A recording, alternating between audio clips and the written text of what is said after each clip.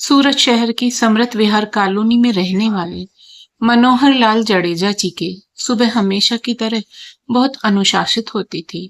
सूर्योदय से पहले उठना, भगवान के सामने दीप जलाना, पास के पार्क में कुछ देर टहलना और लौटते समय मंदिर से प्रसाद लेकर आना, यह उनकी वर्षों पुरानी दिनचर्या थी। उस दिन भी वे मंदिर से लौटे तो उनके हाथ में दो छोटे लड्डुओं का प्रसाद था। रास्ते में उन्होंने सोचा, आज शिवा बहुत खुश होगा। कल से कह रहा था कि दादाजी, मेरे लिए मंदिर वाला लड्डू जरूर लाना। घर पहुंचते ही उन्होंने दरवाजा खोला। बरामदे में रखे गमलों की मिट्टी सूखी हुई थी। उन्होंने बिना किसी से कुछ कहे पाइप उठाया और पौधों में पानी देने लगे। फिर चुपचाप दरवाजे पर रखा दूध का पैकेट अंदर रख दिया ताकि धूप में खराब ना हो जाए। इतने में रसोई से सोनिया की तेज आवाज आई, शिवा, जल्दी करो, स्कूल बस आने वाली है। मनोहर लाल जी मुस्कुराते हुए भीतर आए और बोले, सोनिया बेटा, ये मंदिर का प्रसाद है, शिवा को दे देना। सोनिया ने बिना उनकी तरफ देखे कहा, अभी मेरे पास समय नहीं है, वहीं रख दीजिए।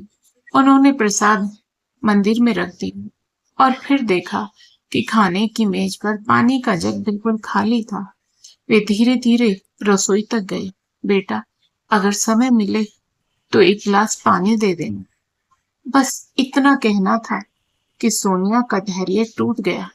वह तेजी से बाहर आई और बोली, पापा जी, सुबह के समय आपको हर 5 मिनट में कुछ ना कुछ चाहिए होता है। कभी पानी, कभी दवा, कभी चश्मा, कभी कोई और काम। क्या आपको दिखाई नहीं देता कि मैं कितनी व्यस्त हूँ? मनोहर लाल जी ने शांत स्वर में कहा, मैंने तो सिर्फ पानी मांगा था बेटा। यही तो समस्या है। आपको लगता है कि सिर्फ पानी मांगा है, लेकिन घर में सुबह का एक एक मिनट कितना कीमती होता है, इसका अंदाजा आपको नहीं है। इसी बीच अनुज भी तैयार होकर कमरे से बाहर आया।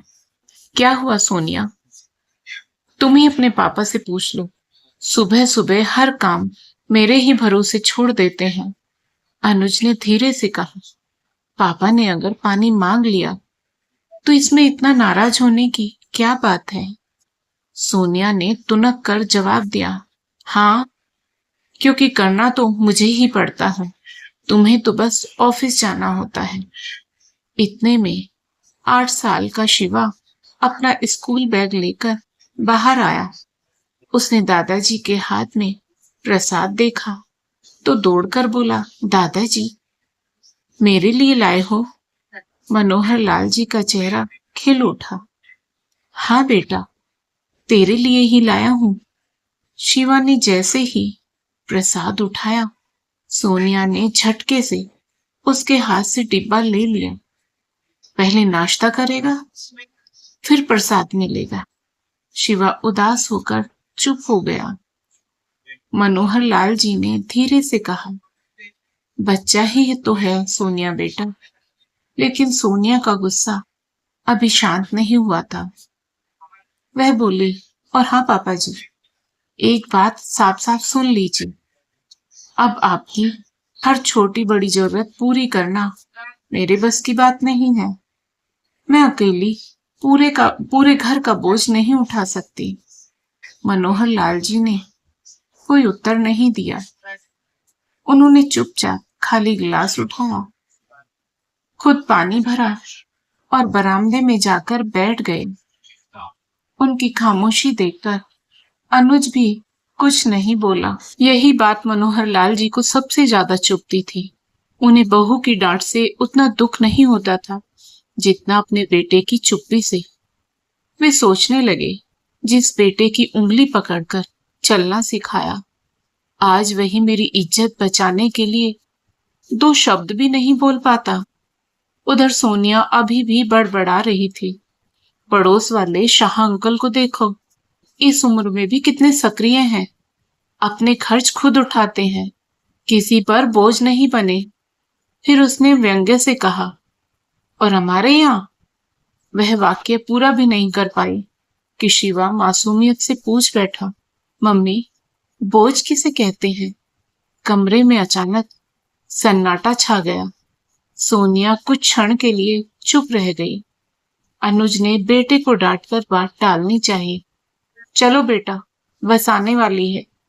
लेकिन मनोहर लाल जी के मन में वह एक शब्द हथौड़ी की तरह गूंजता रहा, बोझ। शिवा स्कूल चला गया। अनुज भी ऑफिस निकल गया। घर में फिर वही सन्नाटा फैल गया।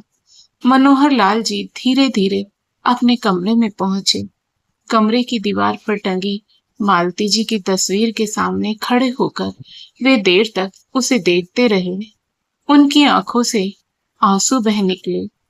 वे धीमे स्वर में बोले, मालती, आज तुम होती तो शायद मुझे इस तरह अपने ही घर में पराया महसूस नहीं करना पड़ता। उन्होंने तस्वीर पर हाथ फेरा और पलंग के किनारे बैठ गए। उन्हें क्या पता था, जिस सम्मान को बचाने के लिए वे इतने वर्षों से चुप थे, उसी सम्मान की अंतिम परीक्षा अब शुरू होने वाली थी। उस दिन दोपहर का समय था। सोनिया अपने कमरे में चली गई थी। घर में अजीब सी खामोशी पसरी हुई थी। बाहर तेज धूप थी, लेकिन मनोहर लाल जी के भीतर उससे भी कहीं अधिक तपिश थी। वे अभी भी मालती जी की तस्वीर के सामने बैठे थे। कुछ देर बाद उन्होंने अलमारी खोली। ऊपर वाले खाने में एक पुराना लोहे का डिब्बा रखा था। वर्षों से उन्होंने उसे खोला भी नहीं था। आज न जाने क्यों उनके हाथ उसी डिब्बे की ओर बढ़ गए। डिब्बा खुला तो उसमें कुछ पुरानी तस्वीरें, अनुज की पहली कक्षा की मार्कशीट, एक टूटी हुई छोटी सी खिलौना कार और मालती जी की लाल कांच की चूड़ियों का एक जोड़ा रखा था। मनोहर लाल जी ने चूड़ियां हाथ में ली तो उनकी आंखें भर आई। उन्हें वह दिन याद आ गया जब अनुज 8वीं कक्षा में था। स्कूल से सूचना आई थी कि शहर के सबसे अच्छे विद्यालय में उसका चयन हो गया है। फीस बहुत अधिक थी। घर लौटकर मनोहर लाल जी देर तक चुप बैठे रहे। रात को मालती ने पूछा, क्या बात है, आज इतने परेशान क्यों हो? उन्होंने धीरे से कहा, अनुज का दाखिला तो हो गया, लेकिन फीस भरने के लिए पैसे नहीं है। मालती कुछ पल चुप रही, फिर बिना कुछ कहे अपने हाथों की सोने की 2 पतली चूड़ियां निकाल उतारकर उनकी हथेली पर रख दी। इन्हें बेच दीजिए। मनोहर लाल जी चौंक पड़े। नहीं मालती, ये तुम्हारे मायके की निशानी है। मालती मुस्कुराई। निशानियां फिर आ जाएंगी, लेकिन बेटे का भविष्य दोबारा नहीं आएगा। अगले ही दिन वे चूड़ियां बिक गई। अनुज की फीस भर दी गई, लेकिन अनुज को कभी पता ही नहीं चल पाया कि उसकी पढ़ाई के पीछे उसकी माँ के गहनों की कुर्बानी छिपी थी। यादों का सिलसिला यही नहीं रुका। मनोहर लाल जी को वह बरसात भी याद आई जब उनकी छोटी सी किराने की दुकान में पानी भर गया था। आधा सामान खराब हो गया था। घर का खर्च चलाना मुश्किल हो गया था। ऐसे समय में भी उन्होंने अनुज की कोचिंग बंद नहीं होने दी थी। दिन में दुकान संभालते और रात को गोदाम में माल उतारने का अतिरिक्त काम करते। सुबह 4 बजे उठते और रात 12 बजे घर लौटते। मालती अक्सर कहती, इतनी मेहनत मत करो, शरीर भी तो भगवान की अमानत है। वे हंसकर कहते, अभी नहीं मानती, पहले अनुज अपने पैरों पर खड़ा हो जाए, फिर आराम ही आराम करेंगे। लेकिन वह आराम कभी नहीं आया। कुछ वर्षों बाद मालती गंभीर रूप से बीमार पड़ गई। इलाज के लिए जो थोड़ी बहुत बचत थी, वह भी खत्म हो गई। फिर भी उन्हें बचाया नहीं जा सका। उस दिन शमशान से लौटते समय मनोहर लाल जी ने पहली बार महसूस किया था कि इंसान भीड़ में रहकर भी कितना अकेला हो सकता है। लेकिन उन्होंने आंसू पोंछे और खुद से कहा, अब मुझे टूटने का अधिकार नहीं है, क्योंकि अनुज को अभी मेरे सहारे की जरूरत है। उन्होंने फिर से दुकान संभाली। अनुज की पढ़ाई पूरी हुई। एक दिन अनुज बड़े उत्साह से घर आया। पापा, मेरे पास एक शानदार बिजनेस प्लान है। उसकी आंखों में सपने थे। मनोहर लाल जी ने बिना एक भी सवाल किए उसकी पूरी बात सुनी। अगर शुरुआत में थोड़ा निवेश मिल जाए तो मैं बहुत आगे जा सकता हूँ। मनोहर लाल जी ने पूछा, कितने पैसों की जरूरत है बेटा? अनुज ने संकोच से सिर झुका लिया। लगभग 20 लाख। यह सुनकर वे कुछ देर चुप रहे। 20 लाख उनके लिए बहुत बड़ी रकम थी, लेकिन बेटे के सपनों से बड़ी नहीं। कुछ दिनों बाद उन्होंने अपनी वर्षों पुरानी दुकान गिरवी रख दी। कर्ज लेकर पूरी रकम अनुज के हाथ में रख दी। रकम देते समय उन्होंने सिर्फ इतना कहा, बेटा, यह पैसा नहीं, मेरी पूरी जिंदगी है, इसे संभाल कर खर्च करना। अनुज ने भावुक होकर उनके पैर छुए। उस दिन मनोहर लाल जी को लगा था कि अब उनकी मेहनत रंग लाने वाली है, लेकिन नियति को कुछ और ही मंजूर था। बिजनेस शुरू तो हुआ, पर कुछ गलत फैसलों और अनुभव की कमी के कारण धीरे धीरे घाटे में चला गया। अनुज टूट गया। मनोहर लाल जी ने उसे कभी दोष नहीं दिया। वे हर किसी से यही कहते, गलती करने वाले से ही होती है, मेरा बेटा फिर खड़ा होगा। लेकिन इस बार जो गिरा वह बिजनेस नहीं था। उसके साथ मनोहर लाल जी की उम्र भर की कमाई, उनकी दुकान और उनका आर्थिक सहारा भी चला गया। कुछ ही महीनों बाद कर्जदार दुकान पर ताला लगा गए। उस शाम मनोहर लाल जी आखिरी बार दुकान के बाहर खड़े हुए। उन्होंने झुककर दुकान की चौखट पर छुआ। उनकी आंखों से आंसू बह निकले। धीरे से बोले, तूने पूरी जिंदगी मेरा साथ निभाया, माफ करना, मैं तुझे बचा नहीं सका। उस दिन उन्हें लगा था कि शायद इससे बड़ा दुख उनकी जिंदगी में कभी नहीं आएगा, लेकिन उन्हें कहाँ पता था सबसे बड़ा दुख अभी उनके अपने घर में उनका इंतजार कर रहा था। समय अपनी रफ्तार से आगे बढ़ता रहा। दुकान जाने के बाद मनोहर लाल जी पूरी तरह अनुज पर निर्भर हो गए थे। अनुज की नौकरी से किसी तरह घर का खर्च चल रहा था। मनोहर लाल जी ने कभी अपने लिए कुछ नहीं मांगा। वे सुबह घर के बाहर सफाई कर देते, पौधों में पानी डालते, मंदिर जाकर लौटते समय सब्जी भी ले आते। शिवा को स्कूल बस तक छोड़ना और शाम को उसे पार्क ले जाना भी अब उनकी दिनचर्या का हिस्सा बन चुका था। लेकिन इन सब के बावजूद सोनिया की नजरों में उनका कोई महत्व नहीं था। उसे लगता था कि घर में एक अतिरिक्त व्यक्ति का खर्च बढ़ गया है। उस शाम अनुज ऑफिस से लौटा तो उसके हाथ में मिठाई का डिब्बा था। शिवा खुशी से उछल पड़ा। पापा, क्या बात है? अनुज मुस्कुराया। आज ऑफिस में मेरी सैलरी बढ़ गई। सुनते ही शिवा ने ताली बजा दी। मनोहर लाल जी की आंखों में भी चमक आ गई। उन्होंने बेटे के सिर पर हाथ रखते हुए कहा, भगवान तुम्हें और तरक्की दे बेटा। रात को सब लोग साथ बैठकर खाना खाने लगे। मनोहर लाल जी ने बहुत संकोच से कहा, अनुज बेटा, अगर बुरा न मानो तो एक बात कहूं। हाँ पापा, कहिए। मेरे चश्मे का नंबर बदल गए, कई दिनों से साफ दिखाई नहीं देता। अगर अगले महीने समय मिले तो नया चश्मा बनवा देना। बात अभी पूरी भी नहीं हुई थी कि सोनिया ने थाली मेज पर रखते हुए कहा, अभी पिछले महीने ही तो दवाइयों पर 4,000 रुपए खर्च हुए थे, अब चश्मा भी बनवाना है। अनुज कुछ बोल पाता उससे पहले वह फिर बोली, घर में और भी बहुत खर्च है, हर महीने कोई न कोई नई जरूरत सामने आ जाती है।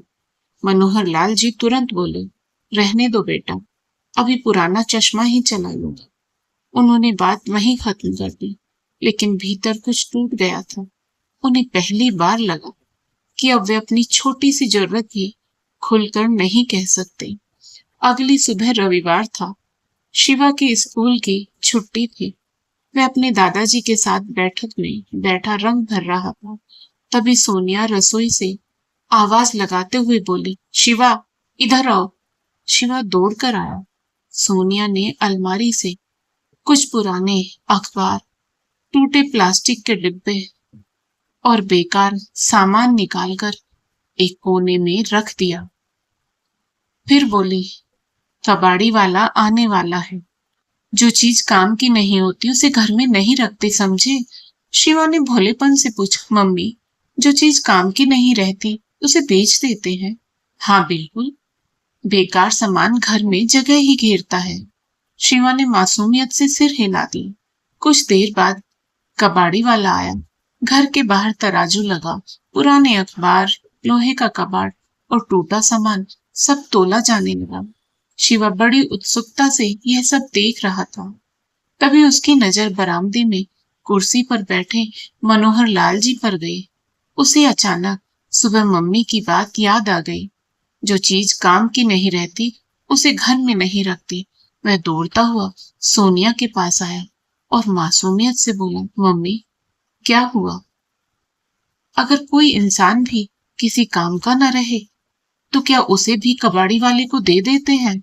सोनिया के हाथ से स्टील का डिब्बा लगभग छूट गया। अनुज जो अंदर से बाहर आ रहा था वहीं रुक गया। मनोहर लाल जी ने भी अनायास शिवा की ओर देखा।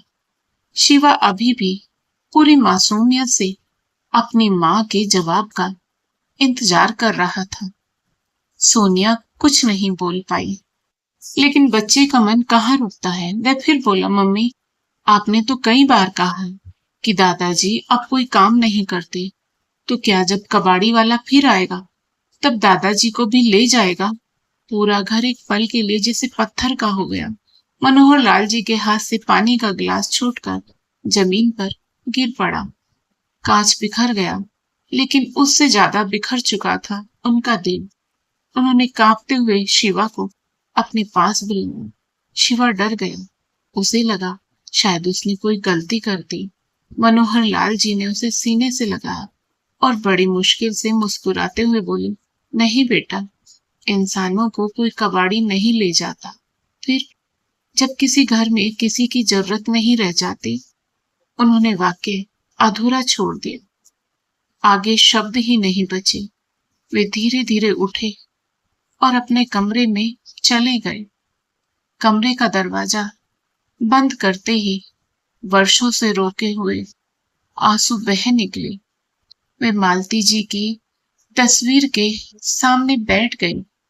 कांपती आवाज में बोले, देख रही हूँ मालती, आज हमारे पोते ने भी वही कह दिया जिससे बचाने के लिए मैं इतने दिनों से चुप था। उसकी कोई गलती नहीं। बच्चे वही सीखते हैं जो घर के बड़े उन्हें सिखाते हैं।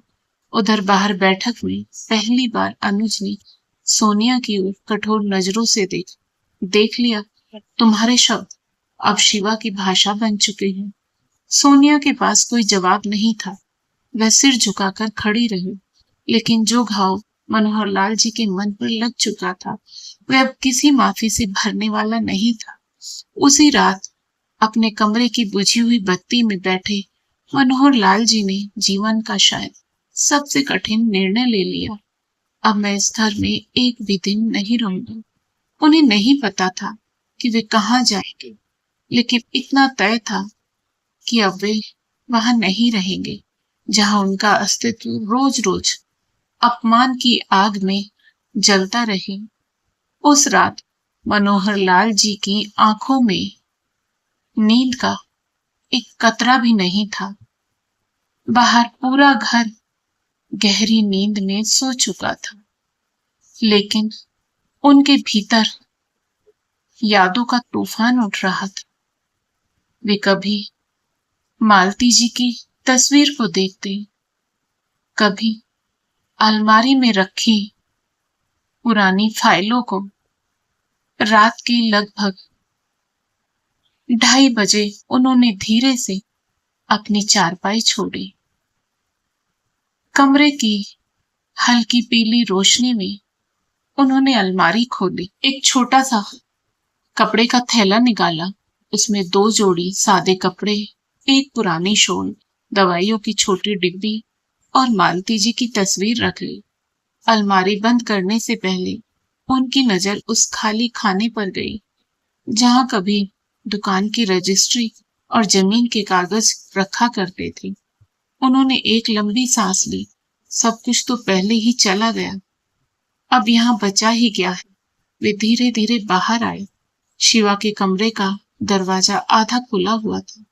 अंदर मासूम बच्चा गहरी नींद में सो रहा। उसके चेहरे पर वही मासूमियत थी जिसने कल अनजाने में उनके दिल को सबसे गहरी चोट पहुंचाई थी। मनोहर लाल जी उसके सिरहाने बैठ गए। बहुत प्यार से उसके बालों पर हाथ फेरा, धीरे से उसके माथे को चूमते हुए बोले, तू बुरा नहीं है बेटा, गलती तेरी नहीं। बच्चे तो वही बोलते हैं जो बड़े उन्हें सिखाते हैं। ईश्वर करे जब तू बड़ा हो तब किसी बूढ़े का दिल कभी मत दुखाना। उनकी आंखों से आंसू टपक कर शिवा के तकिए पर गिर पड़े। उन्होंने तुरंत आंसू पोंछे ताकि बच्चा जाग न जाए। इसके बाद वे पूजा घर में पहुंचे।